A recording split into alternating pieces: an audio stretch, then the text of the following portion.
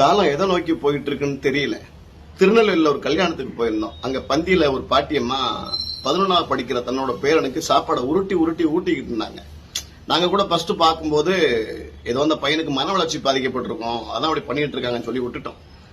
அதுக்கப்புறம் அந்த பையனோட ஆக்டிவிட்டிஸ் எல்லாம் பாக்குறப்ப அந்த மாதிரி எந்த குறைகளும் இருக்கிற மாதிரி தெரியல. உடனே கையெல்லாம் கழுவி முடிச்சு நேரம் பாட்டியம்மாட்ட கேட்டோம், ஏமா அந்த பையன் இவ்வளவு பெரிய பையனுக்கு நீங்க சாப்பாடை ஏமா ஊட்டுறீங்க, அவன் சாப்பிட மாட்டானான்னு கேட்டோம். அதுக்கு அந்த பாட்டியம்மா சொன்ன பதில் தான் நெஞ்சில இடி விழுந்த மாதிரி இருந்துச்சு. ஒண்ணும் இல்லைங்க, 5ஆவது படிக்கிறதுல இருந்து இந்த பையன் செல்போனுக்கு அடிமை ஆயிட்டான். அதுல இருந்து செல்போன் பார்க்காம அவனால ஒரு நிமிஷம் கூட இருக்க முடியாது. நாங்க அடிச்சும் பார்த்துட்டோம், திட்டியும் பார்த்துட்டோம். அதனால அதுல இருந்து வெளியே வர முடியலங்க. சரி இப்படியே விட்டா புள்ள பட்னியா கிடக்குமேன்ட்டு நாங்க சாப்பாடை ஊட்டிக்கிட்டு இருக்கோம். நாங்க தயவு செய்து உங்க குழந்தைகளும் சாப்பிட அடம் பிடிக்குது அப்படின்னா செல்போனை கொடுத்து அதுக்கு அடிமை ஆயிக்கிறாதீங்க. நாளடைவுல அதுக்கே குழந்தைங்க அடிமை ஆயிடும், இந்த குழந்தை மாதிரி.